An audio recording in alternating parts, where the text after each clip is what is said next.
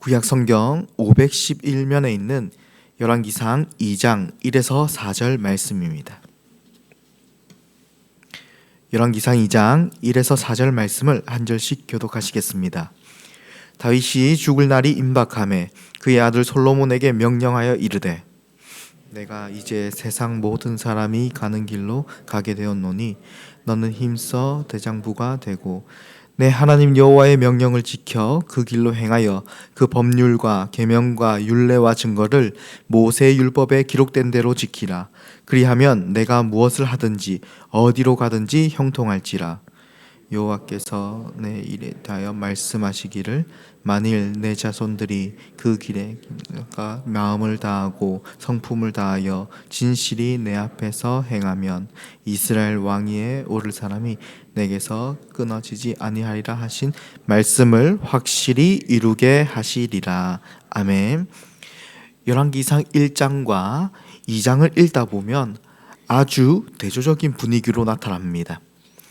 열왕기상 1장은 요란하고 분주한 분위기이고 2장은 그에 비해 조용하고 정적인 분위기입니다. 1장에서 이 다윗의 아들 아도니아는 스스로 왕이 되겠다고 세상 사람들에게 선포합니다. 그는 자기 입으로 내가 왕이 되리라 라고 큰 소리로 선포하면서 병거와 기병을 준비하고 자기 편 사람들을 모으고 잔치를 벌이며 북적북적한 분위기를 만듭니다. 이렇게 눈에 보이는 힘을 과시하고 사람의 마음을 먼저 사로잡는 것, 이것은 이 세상이 말하는 승리하는 전형적인 방식입니다. 그런데 2장으로 넘어오면 분위기는 완전히 달라집니다. 이제 늙은 다윗이 죽음을 앞두고 솔로몬에게 마지막 말을 남깁니다. 이 장면에서는 1장에서의 화려함이나 큰 소리로 떠드는 소리도 없고 병거와 기병도 없으며 사람들을 모아놓은 이 정치적인 계산도 없습니다. 대신 아주 조용하고 정적인 자리에서 한 아버지가 아들에게 왕관보다 더 무거운 신앙의 유산을 남겨줍니다. 성도 여러분, 만약 이 세상에서 큰 업적을 남기고 큰 성공을 거둔 어떤 아버지가 마지막 순간에 자녀들을 불러놓고 유언을 한다면 아마 그는 자신의 인생에서 배운 성공의 비결, 인생을 살아가야 할 그런 방식들을 알려줄 것입니다. 사람을 믿지 마라. 세상은 실력이다. 내 자리는 내 힘으로 지켜야 된다. 라는 이러한 말들 말이죠. 그런데 한 시대를 풍미했던 다윗이 수많은 반란을 잠재우고 영토를 넓힌 탁월한 왕이었던 그가 정작 자신의 뒤를 이어 왕이 될 아들 솔로몬에게 남긴 유언은 세상의 방식과는 다른 말들이었습니다. 나라를 잘 다스리는 기술을 전한 것도 아니고 왕궁에서 살아남는 방법도 알려준 것도 아니고 사람을 자기 편으로 만드는 방법도 아니었습니다. 대신 그는 파란만장한 삶의 끝에서 도달한 인생의 최종 결론을 아들에게 진심으로 전합니다. 그것은 바로 하나님의 말씀을 붙들며 살라는 것입니다. 비록 자신의 또 다른 아들 아도니아와 같이 떠들썩한 세상의 방식과는 전혀 다른 방식이지만 하나님의 말씀을 붙들고 하나님의 말씀 위에 살아가는 것이야말로 다윗이 평생을 온몸으로 깨달은 진짜 승리의 비결이었습니다. 오늘 본문 2절을 보시면 다윗은 솔로몬에게 이렇게 말합니다.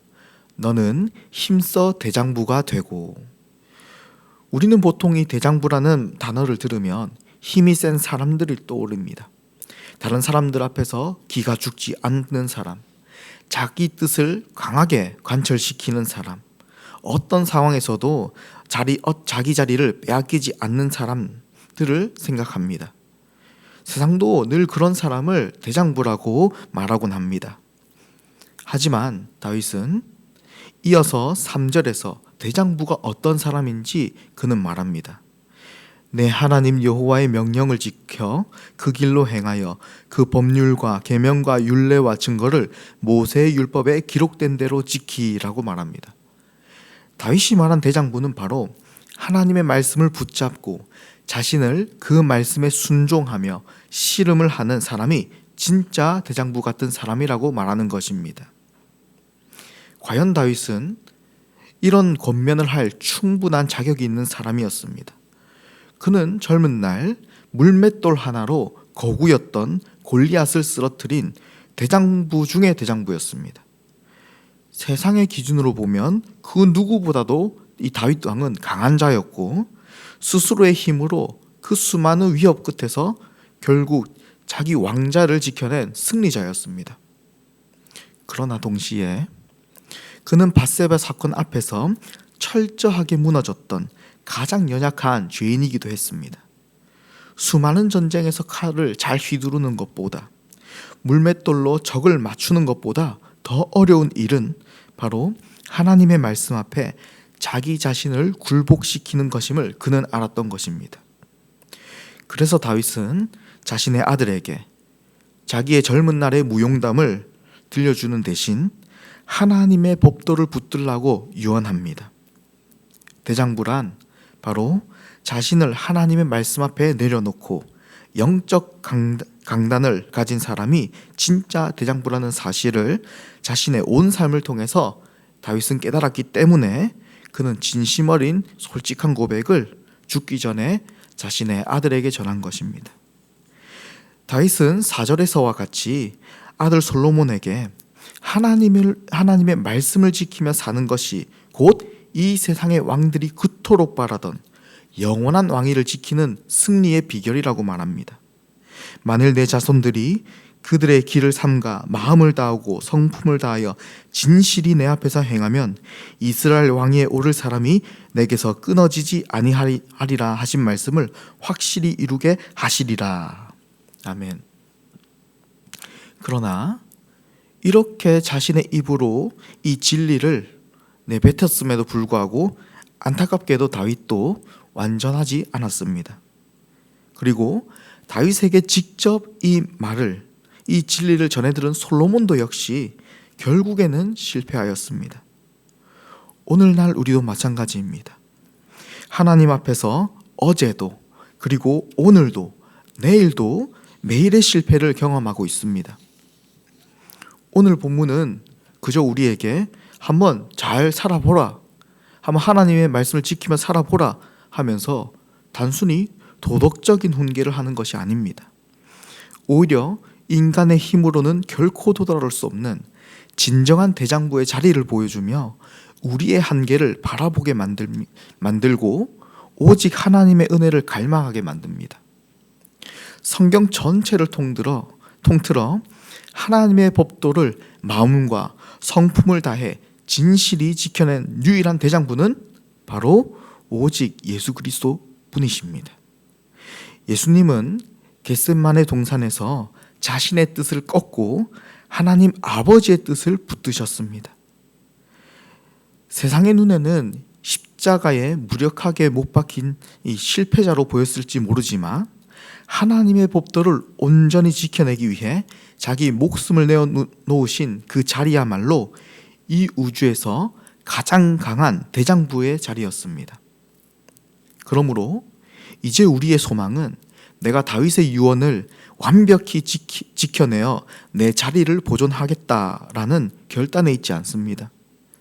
오직 다윗의 자손으로 오셔서 그 무거운 순종의 길을 끝까지 걸어가신 예수 그리스도께 있습니다. 오늘 우리가 대장부로 살 수 있는 유일한 방법은 바로 내 안에 계신 완전한 대장이신 예수님의 영이신 성령님께서 나를 붙들고 있기 때문입니다.